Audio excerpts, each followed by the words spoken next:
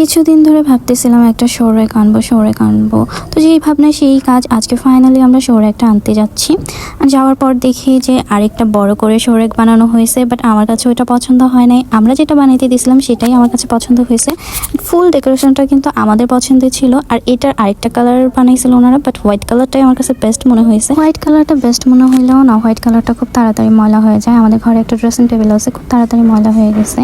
But কি আর করার, যেটা ভালো লাগে সেটাই নিতে হবে। একটা জিনিস তো আর যুগের পর যুগ ইউজ করবো না। আমি এখানে আঙ্কেলদের দোকানটা ঘুরে ঘুরে দেখতেছিলাম যে নতুন নতুন আর কি আনা হয়েছে। যদিও আমি আগেই ঘুরে গেছি, তো এখানে মিরর দেখার পর আমি একটু নিচে ভিডিও করে নিলাম। দেন আঙ্কেলকে বললাম রেডি করে রাখার জন্য, আমরা আসতেছি। দোকান থেকে বের হয়ে সোজা আমরা চলে যাই আমাদের খাবার কেনার জন্য। তো আম্মু ডিম নিয়ে নিল, কলা নিয়ে নিল। আর আমার ভাগিনা যেটা অলওয়েজ করে থাকে সেটা হচ্ছে ও বের হলেই খেলনা নিবে, না হলে কিছু খাবার নিয়ে নিবে।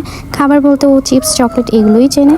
তো ফাইনালি আমরা চলে আসছি আঙ্কেলের দোকানে। অ্যান্ড আমরা আমাদের শো র্যাকটা বাসায় নিয়ে যাব। কোনো একটা নতুন জিনিস বাসায় নিয়ে গেলে খুব আনন্দ লাগে, মনের ভিতরেও কেমন আনন্দ ফিল হয়, তাই না? তো এই যে ফাইনালি চলে আসলো আমাদের ঘরের জিনিস। ঘরে নতুন কিছু অ্যাডজাস্ট করলে, কোনো কিছু আনলে ঘরটা কেমন নতুন লাগে, মনে কেমন ফিল হয় যে নতুন সব কিছুই নতুন। ঘরটাও খুব সাজানো গোছানো, ভালোই লাগে দেখতে। তো এই যে আঙ্কেল সেট করে দিয়ে গেল আমাদের শো র্যাকটা। তো তোমরা সবাই বলবা কমেন্ট বক্সে যে শো র্যাকটা কেমন হয়েছে।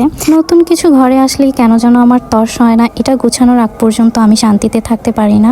তো ফাইনালি আমি শো র্যাকটা গুছায় ফেলছিলাম। তো আজকের ভিডিওটা এই পর্যন্তই। সবাই ভালো থাকবে, সুস্থ থাকবে, আল্লাহ হাফিজ।